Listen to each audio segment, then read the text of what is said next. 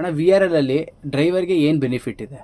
ಇಲ್ಲ ನೀವು ಗೇಟಲ್ಲಿ ಎಂಟ್ರಿ ಆಗಿ 10 ಕಿಲೋಮೀಟರ್ 20 ಕಿಲೋಮೀಟರ್ ಹೋಗಿ ಬಂದರೆ ಮುಗೀತು. 500 ಕಿಲೋಮೀಟರ್ ಪೇಮೆಂಟ್ ಹಾಕಲೇಬೇಕು. ಡೆತ್ ಆದರೆ ಅಂದರೆ ಮುಗೀತು. 50 ಲಕ್ಷ ಇರುತ್ತೆ ನಮಗೆ. 50 ಲಕ್ಷ ಇನ್ಸೂರೆನ್ಸ್ ಇರುತ್ತೆ. ಅಲ್ಲಿಂದ ಬೆಂಗಳೂರು ಬಂದೆ, ಇದು 754 ರೂಪಾಯಿ ಪೇಮೆಂಟ್ ಬಿತ್ತದು.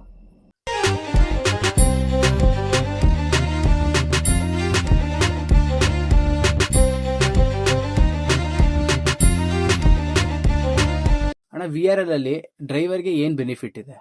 ಅಣ್ಣ ಇವಾಗ ಬೇರೆ ಡ್ರೈವಿಂಗ್ ಅಂದ್ರೆ ಅಣ್ಣ ಇವಾಗ ಮಾಮೂಲಿ ನಾವು ಇವಾಗ 300 ಕಿಲೋಮೀಟರ್ 400 ಕಿಲೋಮೀಟರ್ ಒಳಗಡೆ ರನ್ನಿಂಗ್ ಓಡಿಸಿದ್ರೆ 500 ಕಿಲೋಮೀಟರ್ ಪೇಮೆಂಟ್ ಕೊಡ್ತಾರೆ. 300 ಕಿಲೋಮೀಟರ್ ಹೊಡೆದ್ರೆ 500 500 ಕಿಲೋಮೀಟರ್ 100 ಕಿಲೋಮೀಟರ್ ಓಡಿಸಿ ನೀವು. ಹ್ಮ್. ಇಲ್ಲ ನೀವು ಗೇಟಲ್ಲಿ ಎಂಟ್ರಿ ಆಗಿ 10 ಕಿಲೋಮೀಟರ್ 20 ಕಿಲೋಮೀಟರ್ ಹೋಗಿ ಬಂದ್ರೆ ಮುಗೀತು. 500 ಕಿಲೋಮೀಟರ್ ಪೇಮೆಂಟ್ ಹಾಕಲೇಬೇಕು. ಗಾಡಿ ಅವ್ರ ಹೊರಗಡೆ ಹೊಟ್ಟದ ಮತ್ತೆ ವಾಪಸ್ ತಿರ್ಗಾ ಇನ್ನಾಗುತ್ತೆ. ಈ ಟೈಮಿಗೆ ಇನ್ನಾಗಿದೆ ಗಾಡಿ ಇದೆ, ವಾಪಸ್ ಬಂದಿದ್ದಾರೆ 500 ರೂಪಾಯಿ ಕಿಲೋಮೀಟರ್ ಕೊಡ್ಲೇಬೇಕು.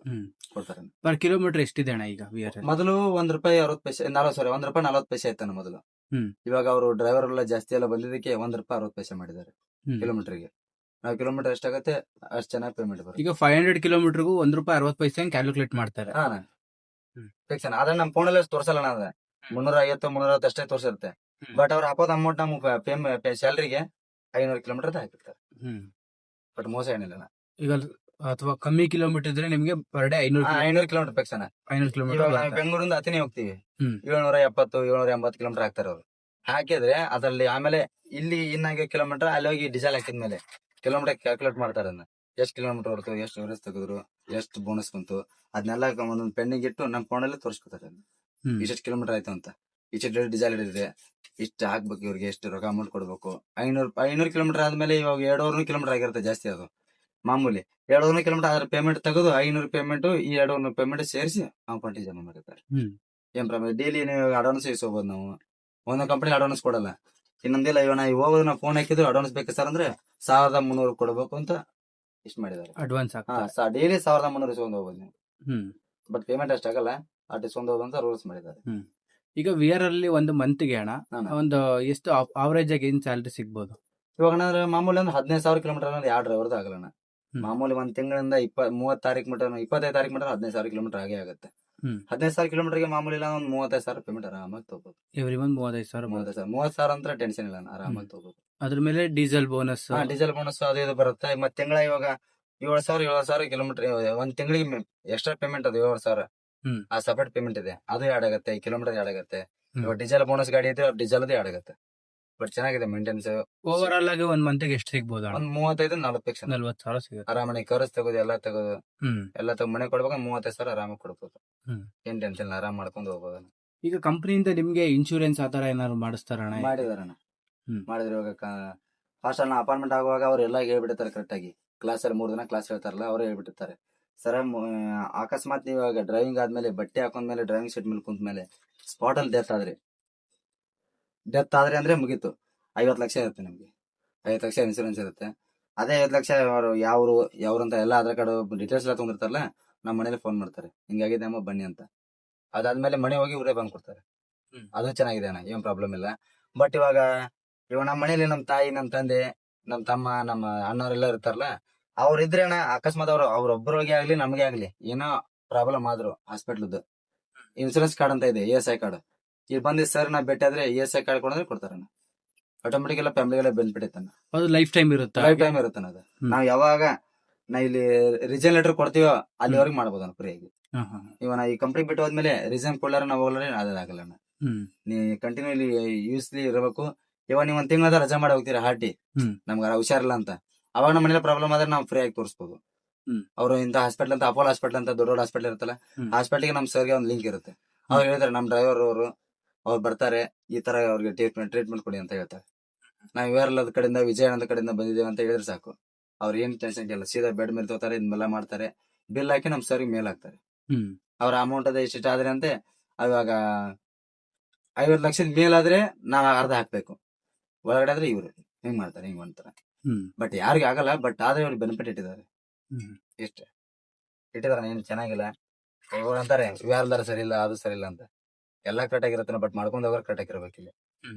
Main point. ಇವಾಗ ಯಾರೇ ಆಗ್ಲಿ ಮಾಲಕ್ಕೆ ಟೆನ್ಷನ್ ಇರುತ್ತೆ. ಹೌದು. ಒಂದ್ 4 ಗಾಡಿ ಮಾಲಕರು ಮಾಡಿದವ್ರಿಗೆ ಟೆನ್ಷನ್ ಇರುತ್ತೆ. ಒಂದು ಎಷ್ಟು 3,000 ಗಾಡಿ ಇದೆ ಮಾಲಕರು. ಲಾರಿ ಇದೆ 5,700. ಲಾರಿ ಈ ಬಸ್ಸೇ ಆಗಿದೆ 2,500 ಬಸ್ ಆಗಿದೆ ಇವ್ರು ಮಿನಿಮಮ್ 5,000 ಬಸ್ ಮಾಡ್ತಾರೆ ನನ್ ಕನ್ಫರ್ಮ್ ಇದ್ದೇನ ಮಾಡ್ತಾರೆ ಹ್ಮ್ ಪಕ್ಕಾನ. ಈಗ ನೀವು ರೆಗ್ಯುಲರ್ ಆಗಿ ಯಾವ ರೂಟ್ ಓಡಿಸ್ತಾ ಇದೀರಣ್ಣ ಗಾಡಿನ? ರೆಗ್ಯುಲರ್ ಅಂದ್ರೆ ಮೈಸೂರು ಕುಂದಾಪುರ ಬೆಂಗಳೂರು ಫಿಕ್ಸ್ ಓಡಿಸ್ತೀವಿ ನಾವು. ಹ್ಮ್ ಇವಾಗ ಬೆಂಗಳೂರಿಂದ ಕುಂದಾಪುರ ಬರ್ತೀವಿ, ಕುಂದಾಪುರದ ಮೈಸೂರು ವಾಪಸ್ ತಿರ್ಗಾ ಮೈಸೂರಿಂದ ಕುಂದಾಪುರ, ಅಲ್ಲಿಂದ ಬೆಂಗಳೂರು ಹಿಂಗ್ ಆಗ್ತಾರೆ. ಇವಾಗ ಇಲ್ಲಿಂದ ಇವಾಗ 9 ಗಂಟೆಗೆ ಗಾಡಿ ಸ್ಟಾರ್ಟ್ ಮಾಡಿದ್ರೆ 9 ಗಂಟೆ ಪಿಕಪ್ ಇದೆ ಒಂದು ನೈಟ್. ನೈಟ್ ವಿಜಯ ಬ್ಯಾಂಕ್ ವಿವೇಕಾನಂದ ಸರ್ಕಲ್ ಇದೆಯಲ್ಲ ಅಲ್ಲಿ ಪಿಕಪ್ ಮಾಡ್ಕೊಂಡು ಸೀದಾ ನಮ್ಮ ಆಫೀಸ್ ಮುಂದೆ ಬಂದು 10ವರೆಗೆ ಆಫೀಸ್ ತೆಗಿಬೇಕು ನಾವು. ಮೈಸೂರು 10ವರೆಗೆ ಬಿಟ್ರೆ ಸೀದಾ BMS ಹಾಸ್ಪಿಟ್ಲು, ಐಶ್ವರ್ಯ ಪೆಟ್ರೋಲ್ ಬಂಕ್ ಅಲ್ಲಿಂದ ತಗೊಂಡ್ರೆ ಮುಗಿತ್ ಲಾಸ್ಟ್ ಅದು. ಅಲ್ಲಿಂದ ಸ್ಟ್ರೇಟ್ ಹೋದ್ರೆ ಸೀದಾ ಮಡಿಕೇರಿ ಘಾಟ್. ಮಡಿಕೇರಿ ಘಾಟ್ ಹಾಕೊಂಡು ಮಡಿಕೇರಿ ಘಾಟಲ್ಲಿ ಯಾವ ಪಿಕಪ್ ಇರಲ್ಲ, ಮುಗೀತು ಲಾಸ್ಟ್. ಅಲ್ಲಿ ಎಲ್ಲರ ಜಾಗ ಇದ್ರೆ ವಾಶ್ರೂಮ್ ಹಾಕ್ತಿವಿ, ವಾಶ್ರೂಮ್ ಹಾಕೊಂಡ್ ಮುಗಿದ್ರೆ ಮುಗೀತು ಸೀದಾ ಮಂಗಳೂರು. ಮಂಗಳೂರು ಡ್ರಾಪಿಂಗ್ ಇರುತ್ತಾನ. ಎಷ್ಟೊತ್ತು ರೀಚ್ ಆಗ್ತೀರಾ? ಮಂಗಳೂರು ಒಂದು 4 ಗಂಟೆ ಏನೋ ರೀಚ್ ಆಗ್ತಿವಿ. 4 ಗಂಟೆ ಅದಾಗಿಂದ ಒಂದು 5:30 ಹಂಗ್ ಕುಂದಾಪುರ ರೀಚ್.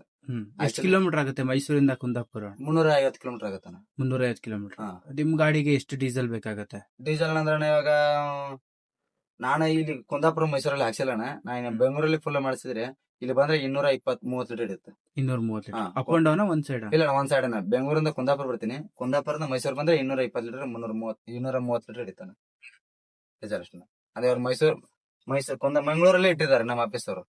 ನಾವ್ ಯೂಟರ್ ಮಾಡ್ಕೊಂಡ್ ಬರೋದಾಗತ್ತಂತ ಸುಮ್ಮನೆ ಡೀಸೆಲ್ ಇರುತ್ತಲ್ಲ, ಸುಮ್ಮನೆ ಏನಕ್ಕೆ ಟೈಮ್ ವೇಸ್ಟ್ ಮಾಡೋದು, ಅಲ್ಲೂ ಅರ್ಧ ಗಂಟೆ ವೇಸ್ಟ್. ಅದಕ್ಕೆ ಬೇಡ ಇಲ್ಲ ಮೈಸೂರಲ್ಲೇ ಹಾಕ್ತಿವಲ್ಲ, ಮೈಸೂರಲ್ಲಿ ಹೆಂಗಾದ್ರು ಡೀಸೆಲ್ ಹಾಕ್ತಾರೆ ಅಂದ್ರೆ ಹಾಕ್ಸಮ ಮಾಡ್ತೀವಿ ನಾವು. ಡೀಸೆಲ್ ಏನಣ್ಣ ಕಿಲೋಮೀಟರ್ ಸ್ಪಾಟ್ ಡೀಸೆಲ್ ಹಾಕ್ತಾರೆ ಎನಿ ಟೈಮ್.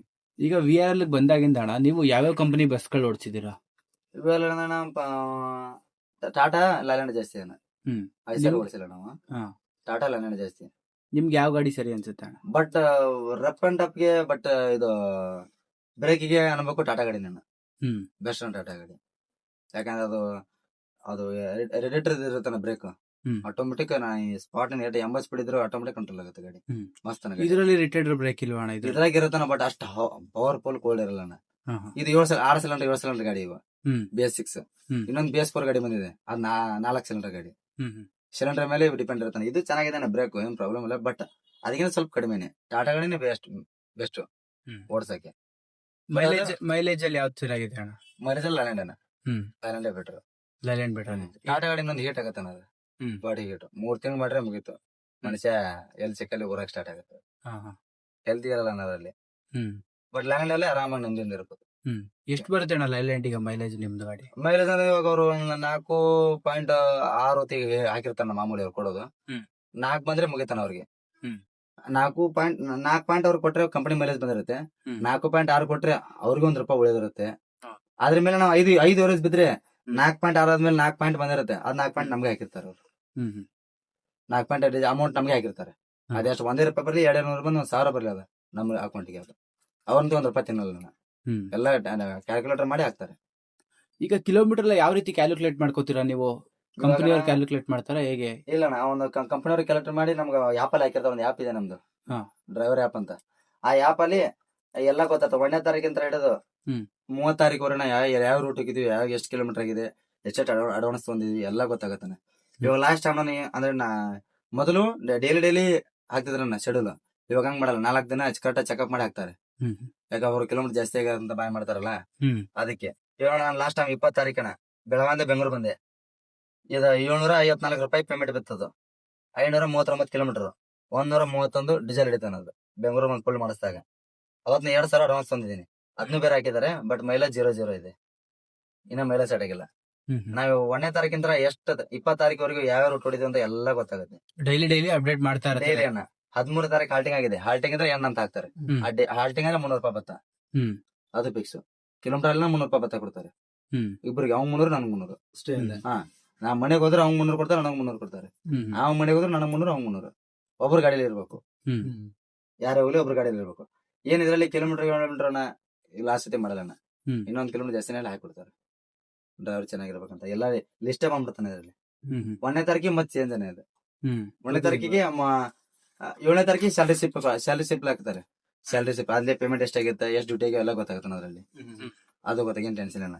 ನಾನೇ ಹೋದ್ ಮುಂತಾನ ಇಲ್ಲೇ ಇದ್ದಾನ ಸಮರಿ ಅಂತ ಇರುತ್ತಾನ. ಅದು ಸಮರಿ ಹೊಡೆದ್ರೆ ಸಾಕಣ, ನೀ ಎಷ್ಟು ಹೋದ ತಿಂಗಳು ಎಷ್ಟು ಪೇಮೆಂಟ್ ತಂದಿದೆ, ಎಷ್ಟು ಡ್ಯೂಟಿ ಮಾಡಿದೆ, ಎಷ್ಟು ಅಡ್ವಾನ್ಸ್ ತಂದಿದೆ, ಎಲ್ಲ ಗೊತ್ತಾಗ್ಬಿಡುತ್ತೆ. ಕೊಡೋಣ ಸುಮ್ಮ ಡ್ಯಾಶ್ ಬೋರ್ಡ್ ಓಪನ್ ಮಾಡ್ಬೇಕಾದ್ರೆ ರೂಲ್ಸ್ ಏನಿಲ್ಲ, ಇಲ್ಲೇ ನೋಡ್ಕೋಬಹುದು. ಫೋನಲ್ಲೇ ಹಾಕ್ತಾರೆ. ಬಟ್ ಚೆನ್ನಾಗೈತೆ, ಏನ್ ಮಾಡ್ಕೊಂಡ್ರೆ ಏನ್ ಪ್ರಾಬ್ಲಮ್ ಇಲ್ಲ. ಆಟೋಮೆಟಿಕ್ ಫೋನಲ್ಲೇ ಕೊಡ್ತಾರೆ. ಇವಾಗ ಇಲ್ಲೇ ಇದೆ ನೋಡಿ, ಹೋದ ತಿಂಗಳು 27,883 ಆತನ ಪೇಮೆಂಟ್ ನಂದು. ಇದೆಲ್ಲ ಕೊಟ್ಬಿಟ್ಟಿದ್ದಾರೆ. ಎಲ್ಲೆಲ್ಲಿ ಕಟ್ ಆಗಿದೆ, SI ಎಲ್ಲೆಲ್ಲಿ ಕಟ್ ಆಗಿದೆ ಎಲ್ಲ ತೋರಿಸ್ಬಿಡ್ತೇವೆ.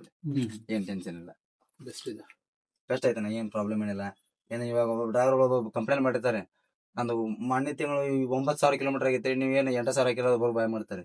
ಇದ್ರಲ್ಲಿ ಹಂಗಿಲ್ಲ, ಸ್ಪಾಟ್ ಕಿಲೋಮೀಟರ್ ಹಾಕ್ತಾರೆ, ಆರಾಮಾಗಿದೆ.